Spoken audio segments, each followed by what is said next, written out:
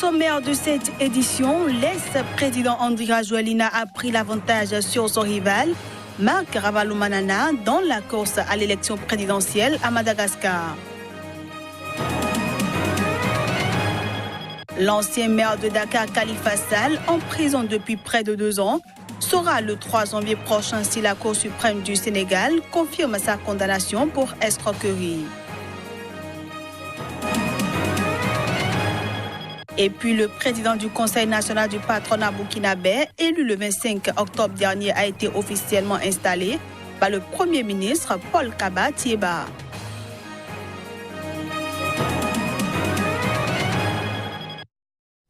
Bienvenue à toutes et à tous. Plus de 3 millions de Togolais étaient appelés aux urnes ce jeudi pour élire 91 députés afin de renouveler leur parlement.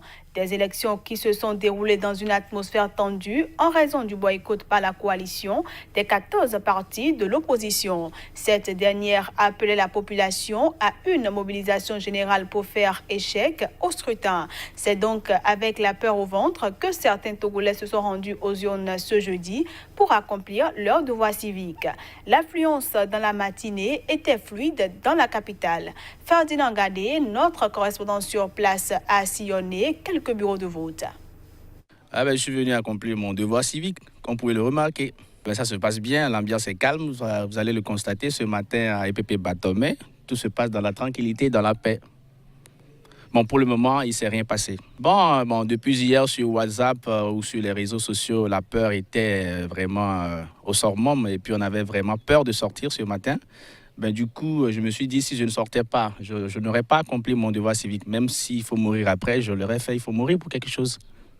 Ça s'est très bien passé à la maison, selon les on dit. Mais bon, quand je suis arrivée, il n'y a rien. J'ai voté normalement, dans la paix. On peut dire que c'est le matin. Il est 7 heures. Bientôt, il y aura le monde. Je suis rapporteur du bureau de vote numéro 8. Et on vient de commencer. Tout se passe bien et tout est au point quand même. Tout est au point. Il n'y a pas de manque. Non, pas de difficulté. Tout va dans l'ordre quand même. Je viens de voter. L'ambiance était bon. Ils sont très gentils, ils sont bons. Sinon, tout est normal. Il n'y a pas de problème. Qu'est-ce que je peux souhaiter? Comme il n'y a rien comme incident, qu'est-ce que je peux souhaiter? Tout est bien passé. Du Togo, rendons-nous à Madagascar où l'ancien président Andry Rajoelina a pris l'avance sur son rival, Marc Ravalomanana, dans la course à l'élection présidentielle. C'est ce que révèlent les tout derniers résultats provisoires publiés ce vendredi par la Commission électorale nationale indépendante. Un décompte provisoire communiqué ce vendredi par la Commission électorale nationale indépendante après dépouillement de près de 1,7 million de bulletins de vote sur près de 10 millions d'électeurs inscrits, créditait le candidat Andry Rajoelina de 54,85% des suffrages, nettement devant son rival Marc Ravalomanana avec 45,15%. Ainsi donc, l'ex-président malgache Andry Rajoelina a pris l'avantage sur son rival Marc Ravalomanana dans la course à l'élection. La publication de ces premières tendances significatives intervient alors que les deux candidats ont proclamé leur victoire dès le soir du second tour. Depuis 2 jours, les camps des deux protagonistes s'accusent mutuellement d'avoir triché. Ce jeudi matin, l'ex-chef de l'État, Marc Ravalomanana, a haussé le ton en dénonçant des fraudes massives et a averti qu'il ne respecterait pas les résultats que s'ils correspondent à la réalité. Mais conforté par les premiers scores publiés, l'entourage d'Andry Rajoelina a répondu en accusant à son tour celui de son adversaire de manipulation. Pour mettre un terme à cette guerre que se livrent les deux hommes, le chef de la mission des observateurs de l'Union européenne a affirmé ce vendredi n'avoir pas constaté les irrégularités signalées par les candidats. Le candidat Marc Ravalomanana fait part de ses inquiétudes quant à la légitimité des récentes élections. Il évoque de fraudes massives et des cartes électorales fausses. Sans surprise, les premiers résultats aigris jeudi par la commission électorale ont fait monter la température dans les états-majors des partis politiques engagés dans le scrutin, surtout le deuxième tour à Madagascar. Le dernier comptage publié jeudi portait sur le dépouillement de 18% des bureaux de vote, représentant près d'un quart des près de 10 millions d'électeurs inscrits. Il accordait une nette avance à Rajoelina avec 54,6% des suffrages contre 45,4% à son rival. Si les résultats correspondent bien avec le contrôle et aussi ce que nous allons faire de plainte, j'accepte. Mais si le résultat ne correspond pas avec le processus démocratique, non. Faute de détails sur leur provenance, notamment géographique, ces chiffres préliminaires ne permettaient pas de décider une tendance fiable. Mais ils n'ont pas empêché les deux candidats, dès mercredi soir, de proclamer leur victoire. La CENI a promis de livrer ses premiers résultats significatifs après Noël. Jusqu'à leur publication complète, la bataille des chiffres s'annonce longue et crispée. Dès la semaine dernière, Marc Ravalomanana avait mis en garde contre la circulation de fausses cartes d'identité et fausses cartes d'électeurs. Conforté par les premiers scores publiés, l'entourage d'André Rajoelina a répondu en accusant à son tour celui de son adversaire de fraude et de manipulation. Depuis des semaines, leur duel aux airs de règlement de compte a occulté le débat sur l'insécurité, la corruption et surtout la pauvreté du pays, un des moins avancés sur le continent africain et dans le monde. L'aile malgache s'exprime au lendemain du second tour de scrutin entre Marc Ravalomanana et André Rajoelina. Ils sont au micro de Narcisse Oum, notre envoyé spécial à Madagascar. On a voté, hein? On a voté en toute calme, en toute sérénité. Voilà. Bon, on attend le résultat. Que le meilleur gagne, oui. C'est la démocratie ici à Madagascar. Et on est heureux là parce qu'on a les choix et l'élection, ça marche très bien là. Pas de problème là, pas de problème majeur là ici à Madagascar. C'est un exemple pour l'Afrique comme quoi tout le monde veut le changement ici à Madagascar. En général, tout s'est passé dans le calme. Aucun problème à déclarer ou à déplorer. Tout était tranquille. Ce journal se poursuit au Sénégal. C'est le 3 janvier prochain que l'ancien maire de Dakar, Khalifa Sall, saura si la Cour suprême confirme sa condamnation pour escroquerie. Mais en attendant, ses avocats ont affirmé ce jeudi qu'il lui resterait une chance de se présenter à la présidentielle du 24 février, même en cas de décision négative. À 2 mois de la présidentielle au Sénégal, la Cour suprême a mis en délibéré au 3 janvier sa décision sur le pouvoir en cassation introduit par l'ex-maire de Dakar, Khalifa Sall, contre sa condamnation à 5 ans de prison pour escroquerie. L'arrêt de la plus haute juridiction du pays pourrait être déterminant pour l'avenir politique de l'ancien maire de Dakar, puisqu'il ne pourra plus saisir d'instances supérieures.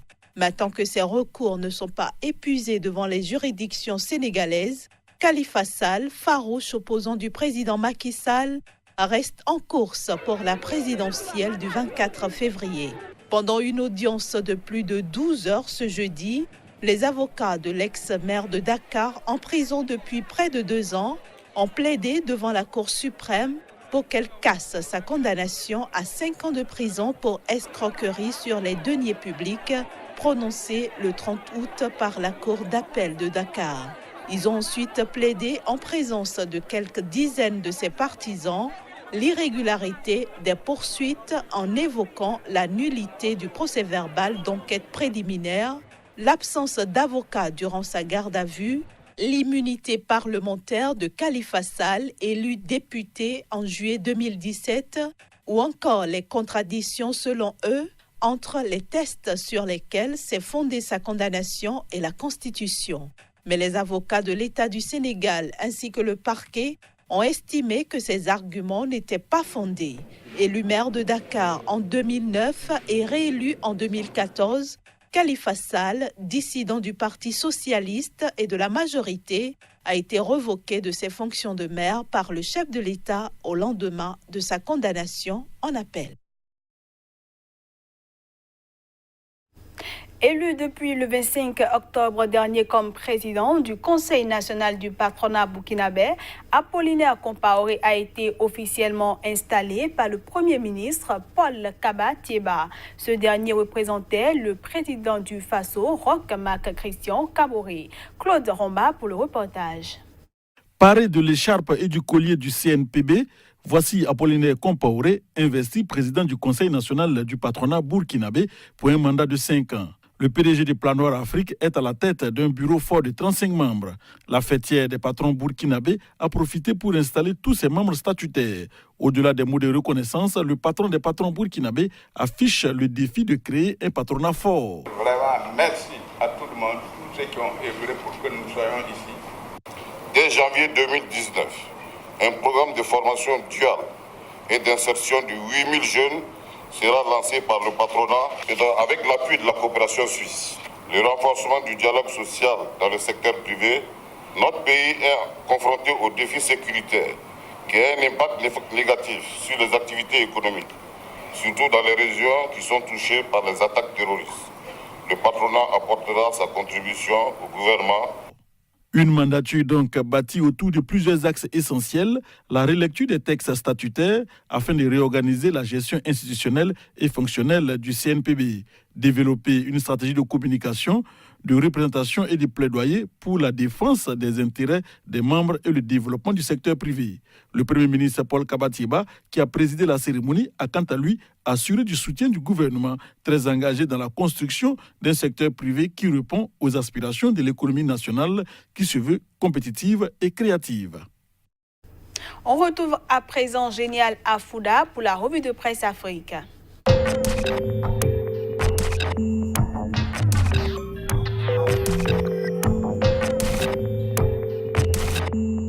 Nouveau numéro de la revue de presse Afrique sur Sika TV. Bienvenue à toutes et à tous. Les destinations du jour sont le Burkina Faso, la Côte d'Ivoire, le Togo et le Sénégal. Et parlant justement de l'actualité au Sénégal, inauguration d'Ila Touba hier, Macky décrète Touba, seconde ville économique, écrit en manchette le quotidien Enquête. Khalifa Sall édifié le 3 janvier 2019 par la Cour suprême, peut-on lire en titre du journal Enquête, qui souligne la nerveuse attente. Sur le même sujet, Khalifa joue sa vie politique le 3 janvier, écrit en manchette le quotidien Vox Populi ce jour. Le journal Le Soleil nous informe de l'ambition de Macky Sall de façonner un Sénégal nouveau. Élection législative au Togo, Paris gagné pour le gouvernement, écrit en manchette le quotidien Vérité des peuples, qui souligne que malgré le boycott et les menaces de la C14, les Togolais ont accompli leur devoir civique. Élection législative du 20 décembre, l'éveil de la nation parle d'une forte mobilisation pour une élection apaisée. On reste avec le journal L'éveil de la nation qui s'interroge sur l'avenir de la C14 après le succès des législatives. Escale en Côte d'Ivoire à présent où le journal Fraternité Matin nous informe que Kagame propose ses recettes pour le développement de l'Afrique. Présidentielle 2020 en Côte d'Ivoire, Bédi annonce sa candidature au chef Baoulé, nous fait savoir le quotidien Le Jour Plus. Lutte contre la fraude sur l'électricité, l'application de la nouvelle loi porte ses fruits, se réjouit le quotidien Le Jour Plus. Une lecture du journal Le Sursaut nous informe de fraude massive avérée lors des élections partielles du 16 décembre à Grand-Bassam, Port-Boué, Bangolo et Divo. Élection reportée au 30 décembre en RD Congo, écrit en gros titre le journal Le Potentiel qui prévient que le dépouillement se fera au comptage manuel. Parlant toujours du report des élections en RDC, il n'y a rien de politique, assure Corneille Nanga en première page du journal Géopolis Hebdo ce jour. Puis, loi des finances publiques au Burkina Faso, un budget raisonnable selon le gouvernement, écrit en première page le journal Sidouaya. Le bureau et les commissions de l'Assemblée nationale renouvelées poursuit le quotidien Sidouaya ce jour.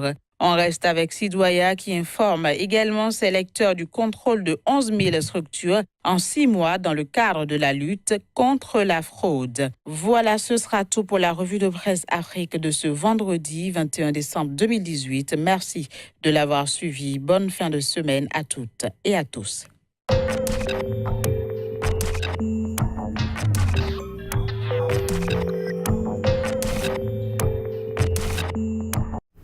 Et c'est sur cette revue de presse Afrique que nous mettons un terme à cette édition.